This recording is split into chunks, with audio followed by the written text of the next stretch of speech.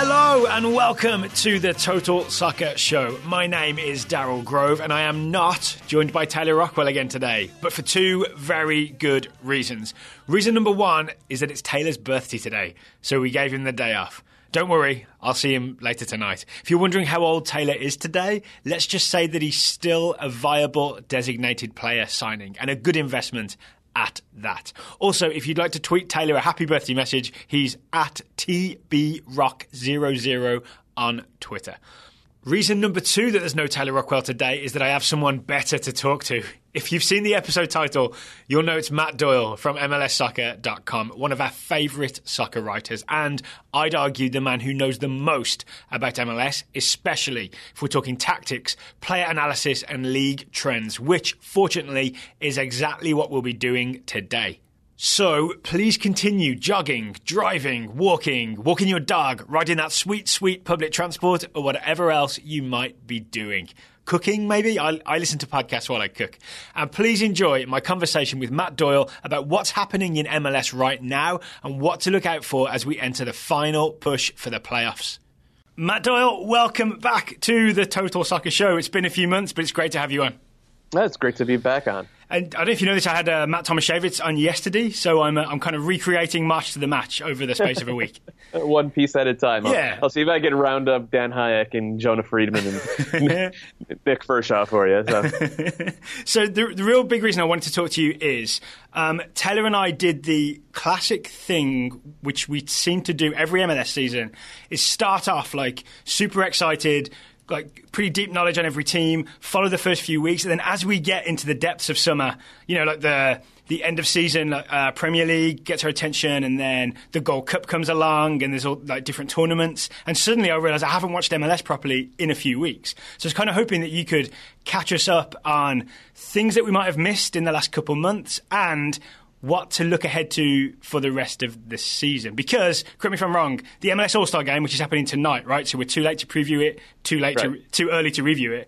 But I think of that as the halfway point of the season. So part two is about to start.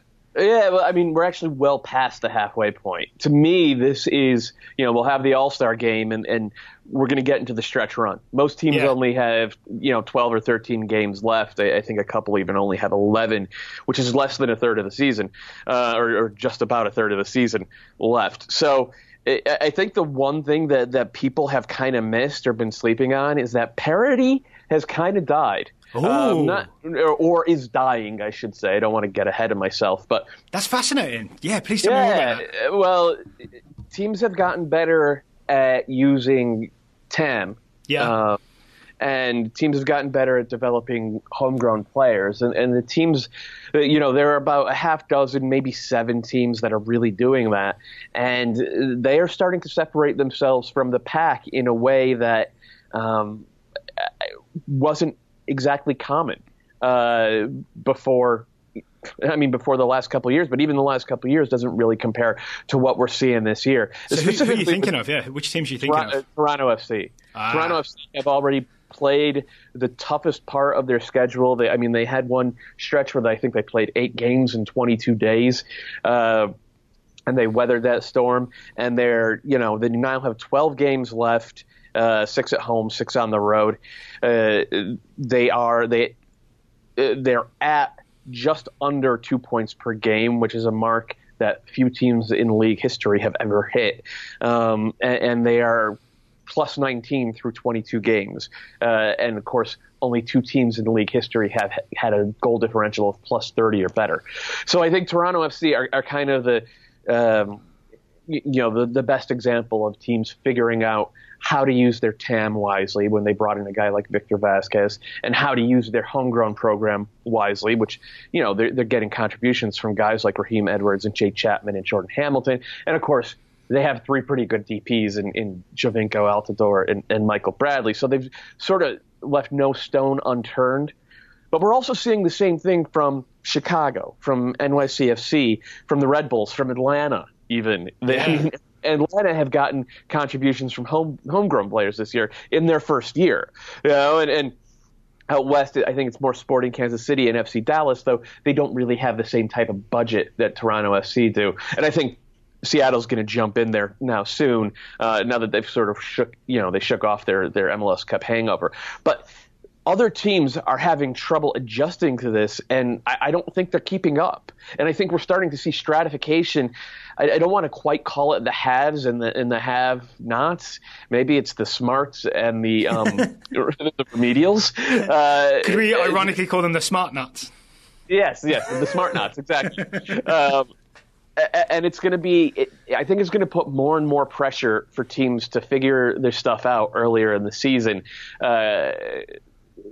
Starting next year, but also in the off season, they're going to have to be better at finding and integrating talent so that they can keep up with these teams who are, I think, starting to figure out different ways of getting to the finish line. So you kind of saying that the days of MLS teams starting the season and being like, it doesn't matter if we don't really figure it out till later on. We'll get it together by June, July, and then we'll make the playoffs, and then we'll maybe even win MLS Cup. Like maybe those days are over. You got to get it ready for March.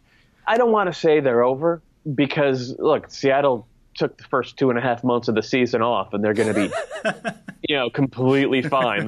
Seattle's going to make the playoffs for sure. Yeah. But I think that we will start seeing teams once they figure out their lineup and once they figure out their subs and once they figure out their entire depth chart, just able to start mowing through, I don't want to say the rest of the league, but a good portion of the league. And I expect Toronto FC to do something like that in the stretch run here. And it's interesting because it's what the Red Bulls did the last 2 years in the regular season. They got off to slow starts each of the last 2 years. And then they were on a 16-game unbeaten streak to end last season. So I can't say that teams are going to,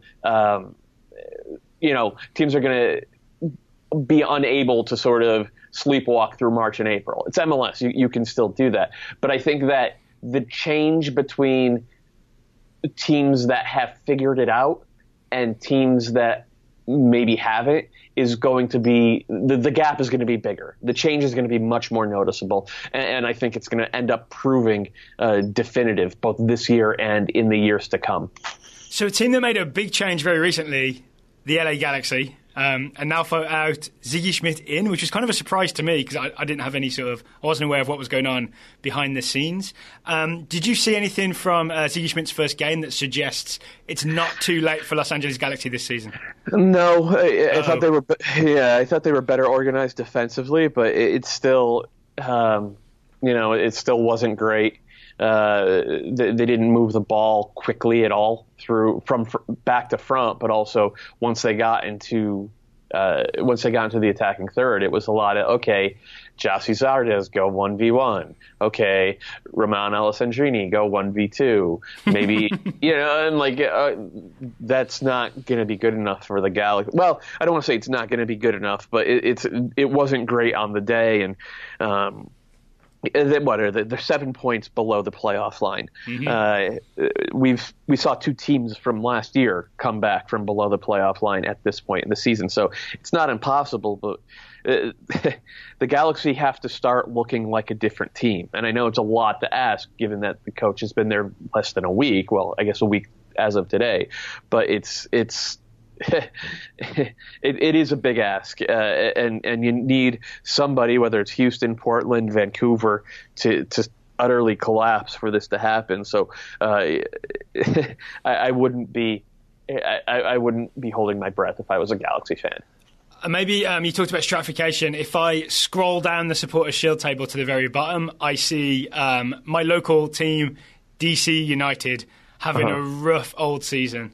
And I wondered if there's anything you could kind of pinpoint. You're talking about the end of parity. That's a team that sort of has never looked like challenging anyone at all this season. If you had to pinpoint maybe one thing they were doing wrong, one thing they could try and fix, is there anything that you could point to, or is it just all too much? I think they went into the season counting on sort of retaining the form that they had at the end of last season. And if you guys, the end of last season, DC was scored 2.5, 3 goals a game for the last 3 months. And that's how they ended up making the playoffs, not just making the playoffs, but having a home game. They counted on those guys to stay healthy. and they did not have adequate backups. So when Luciano Acosta started the season hurt, they were a vastly different team. When Patrick Mullins got hurt just as Acosta was getting back fit, they were a vastly different team. When Patrick Nyarko got hurt right after that, it just all cratered. And they haven't had those three guys who were the three key guys in that late season run. They haven't had those three guys on the field and fit at the same time, and it's killed them because they don't have the resources to go out and get the types of backups. Toronto FC was missing 4 starters this past weekend, and they beat NYCFC 4-0. Right. That's the type of thing that you can do if your team is built not just with money but with intentionality. If you are really able to sit down and understand what you need and where. Whereas DC United have never had those kinds of resources. So maybe adding Nigel de Jong to the team would not be a good idea because he's just going to cause more damage in practice. There is that risk. I wrote a column the other day about how ridiculous the idea of signing Nigel de Jong to a freaking DP contract at this stage would be. He was a sub DP player for LA last year. They let him walk in the middle of the season for a reason. They had a better record last year without him. Mm-hmm. And on top of that, you're going to get a guy who's a year plus older, and you're going to get it in the era of video review. Nigel de Jong almost broke Darlington Nagbe's leg last year. I do remember. And he only got a yellow card. And this is the thing with Nigel de Jong. People talk about, he's only had 2 red cards in his entire career. Yeah, that number would be a lot higher if there was video review for every challenge of Nigel de Jong's career. He needs an expected red card stat. Exactly. He has way underperformed his expected reds throughout his career. And video review is going to change that. I think video review is going to... Yeah, because he can make a challenge like that, and it goes up to the booth, and then it comes back, and he's off. Yeah. So and we saw that when De Jong came back after, he ended up getting a 4 or 5 game suspension, I think. When he came back after that, he was kind of a chastened player. He was less physical, he was less reckless, he was less violent, and without the threat of that physical intimidation, he was a way less effective player. He was a worse player because guys were like, he's not going to be able to break my leg because he knows it'll be a 10-game suspension if he does that. First of all, that's an insane way to play soccer. But once he realized he couldn't get away with it, he wasn't very good. Yeah. And you are looking at him and saying, this is a DP caliber player. Let's sign him. It's ludicrous. It is ludicrous that they would consider that. Well, speaking of surprising moves, I think the one that got everybody's attention recently was Dom Dwyer to Orlando City for all that allocation money. I read, I'm not sure if you're aware of this, I read the Portenorio story for 442, where he talked about how this is kind of a big change in how teams do business, where allocation money has become such an asset that it's almost become its own little currency within Major League Soccer, where people can make big trades. And it's all about Peter Vermees maybe, spending this money over the next few years. And I wondered if you agreed with that idea. And then if so, was it a good idea for Sporting KC to make this deal? Yeah, it's clearly the way for MLS to do business, for MLS teams to do business in terms of roster building, just because of the way the league is constructed. You have allocation money or targeted or general, that goes directly into your player pool.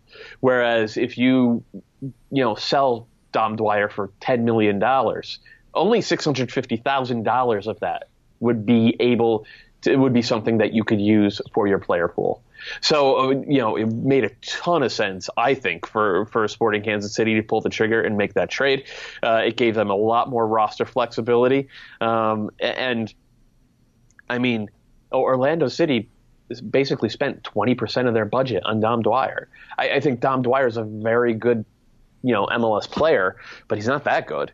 I wouldn't spend 20% of my budget on him, so I think it was a great move for Sporting KC, for sure. Does it make it better for Orlando that they have that Kevin Molino money from the earlier trade? Like, does that lessen the impact and therefore make it kind of a good deal when you take it all into account?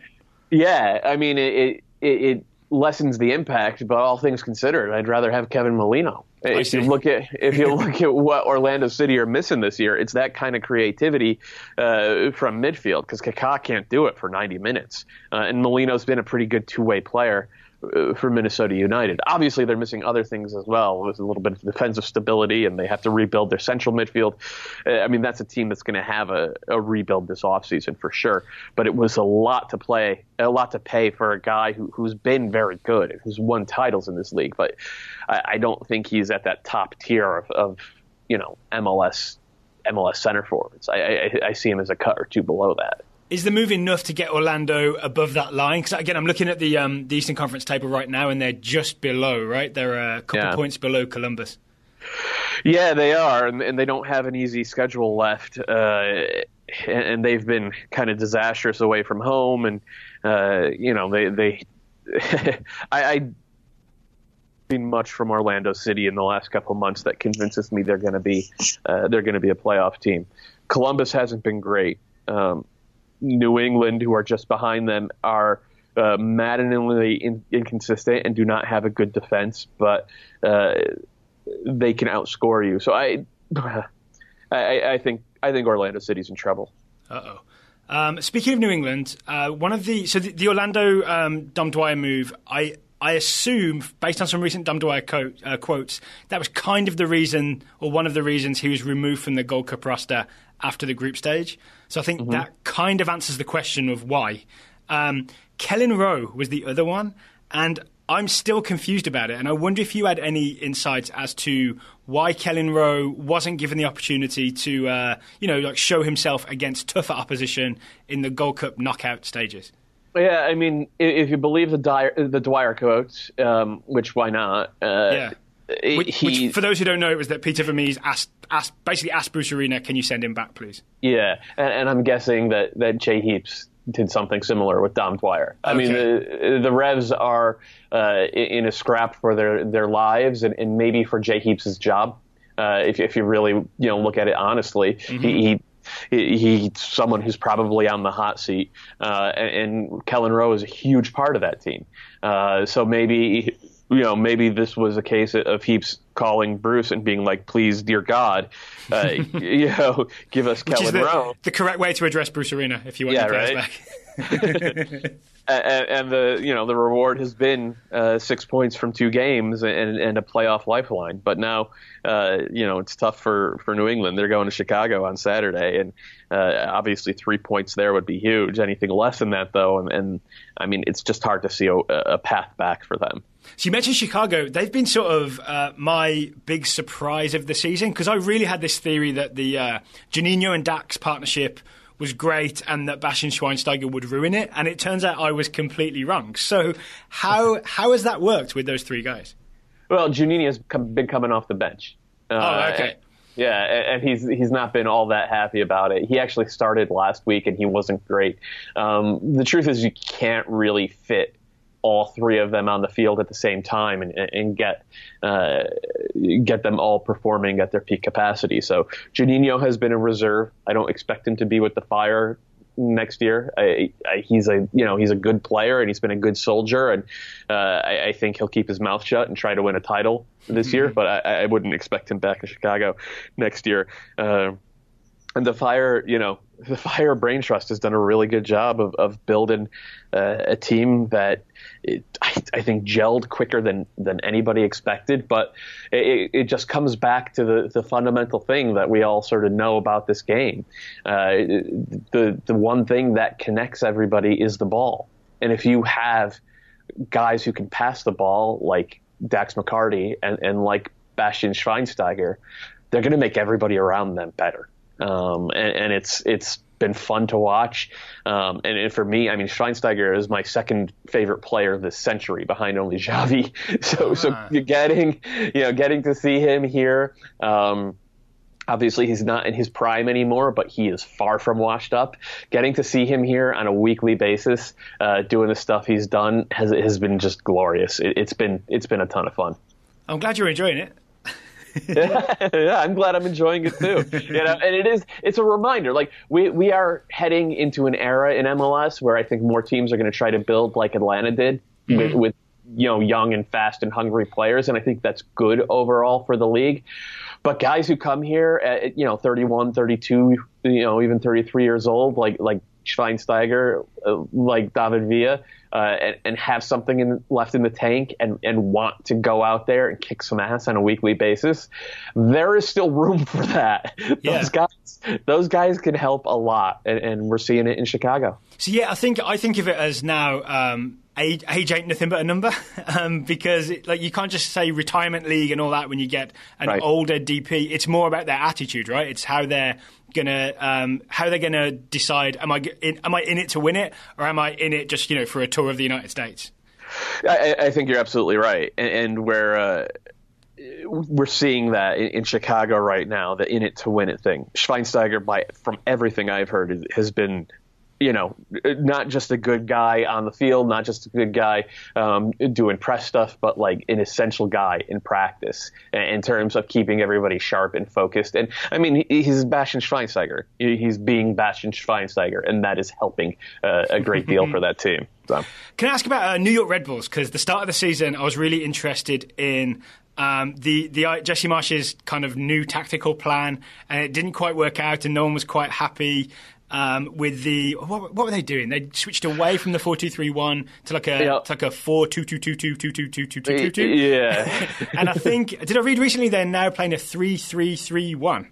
Yeah. Though nobody's really accepting that last one, but they're playing three in the back, and they're just sort of classic three-man back line without a sweeper. It's just three central defenders. They're playing two wing backs and a lone defensive midfielder. Felipe is playing as a defensive midfielder. And then they're playing Sasha Kljestan in the next line of three. Sasha Kljestan as a floating, completely free playmaker, and then two sort of attacking midfielders. You can't call them wingers because they don't really play outside, and they're not really second forwards, just kind of attackers. It's Daniel Royer, and I think Derek Etienne's played there a little bit, and I don't know why I'm blanking on the other name who's been playing there. But Royer, is it Mule maybe? No, Mule's playing wing back. Okay. Sean Davis is the other one who's been playing most of the time there, right? Good for him getting forward. Yeah. He's looked a little more natural there. I mean, he's not a high-level difference maker, but he's a guy who can, I think, contribute to a winning team, as he's done the last couple of years. And then Bradley Wright Phillips is a sort of a lone forward. And what this has done has, firstly, solidified the defense. Second of all, because their two wingbacks are Tyler Adams and Alex Mule, who have stamina and pace. I'm a huge Tyler Adams fan. Yeah, and I think a lot of people are going to be in the coming years. They get forward and provide width and penetration without sacrificing the integrity of the back line, because you still have three central defenders back there. So it's been a little more stable. It's been a little different. And by having those guys providing width, it has allowed Royer in particular to stay tighter to Kljestan and tighter to Bradley Wright Phillips. And suddenly you're getting more combination play in that part of the field, which was lacking for the Red Bulls earlier in the season. It's not something I saw coming at all, especially because they've missed Aurelien Collin, who was so vital to what they did last year. Mm-hmm. But the proof is in the pudding. They've won 5 of 6. They're in the semifinals of the U.S. Open Cup for the first time since 2003. And they're doing the Red Bulls thing. They're starting to play their best season, the best soccer of the season as we hit midsummer. This is what they do every year under Jesse Marsch. So Matt, I know time is tight. We've got maybe a couple minutes here. I wanted to ask you, what is the thing to look out for in this sort of, I guess you'd call it the final third of the regular season? Is there anything that's sort of, any team that's like turned it around and is making a run at the playoffs? Any team that's making a run towards being the best team in form? What should we be watching for in these last few games? As I mentioned, close to the top, Toronto FC, they've created a little bit of breathing room in terms of the Supporters' Shield race. They have a chance to join some elite company if they get that goal differential over 30, which is not impossible. I mean, they need to go plus 11 in their last 12 games. That's one. I expect to see Chicago, or I'm sorry, not Chicago, Seattle make a real push now that they're starting to sign some guys and they're starting to get healthy. And I think Clint Dempsey is playing with a little bit of a chip on his shoulder that was maybe missing earlier in the year. Yeah. That's two. Sporting KC, better without Dom Dwyer. I think that's a story to keep. Are you saying that as a statement or is that a question? It's a question, but I am not ruling out the answer being yes. Interesting. Okay. I think that's something to keep an eye on. And then Atlanta. Atlanta have a ton of home games left, and if they get Joseph Martinez healthy for all of them, they are going to. I mean, this is a team that's going to put the fear of God into everybody they play. Atlanta's potentially very, very good. I think they're going to be.